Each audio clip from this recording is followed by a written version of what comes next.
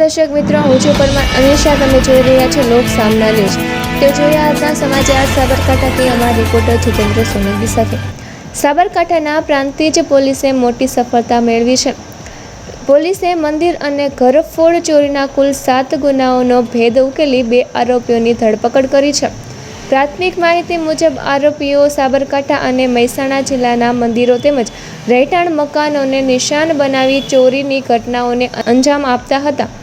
પ્રાંતિજ પોલીસે ટેકનિકલ તપાસ અને બાતમીના આધારે બંને આરોપીઓને ઝડપી પાડ્યા હતા. આરોપીઓ પાસેથી અંદાજે ₹2,13,000નો મુદ્દામાલ જપ્ત કરવામાં આવ્યો છે.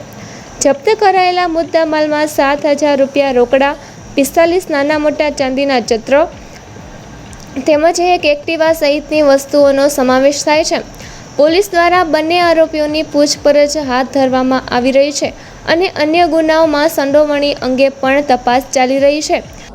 સાબરકાંઠા જિલ્લાના પ્રાંતિજ પોલીસ સ્ટેશનમાં આજથી થોડા દિવસ અગાઉ દરજીની દુકાનમાં ચોરીનો બનાવ બનેલો, જેમાં રોકડ રકમ 7,000 જેટલી ગયેલી હતી.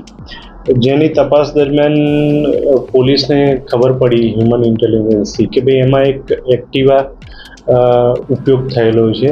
એની તપાસ કરતાં ખબર પડી ગઈ કે આમાં ભરત મહેશ વાઘેલા, જે પિલુન્દ્રાના રહેવાસી છે, અને એના મિત્ર જે બીજા છે શૈલેષ જયંતિભાઈ નાયક, એ પણ પિલુન્દ્રાના રહેવાસી છે.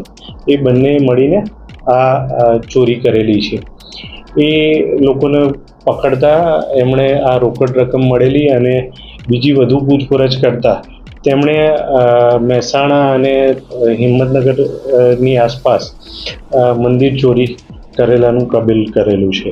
એમાં તલોદ પોલીસ સ્ટેશન, જાદર, વસઈ, લાડોલ અને ખેરાલુ પોલીસ સ્ટેશનોમાં એમણે નાના મોટા મંદિરોમાંથી છત્તર વગેરેની ચોરી કરેલી છે. જેથી પોલીસે એક આરોપી છે જે શૈલેષ, એના ઘરની ઝડપી કરેલી, જે ત્યાંથી આ છત્તરને મળી આવેલું.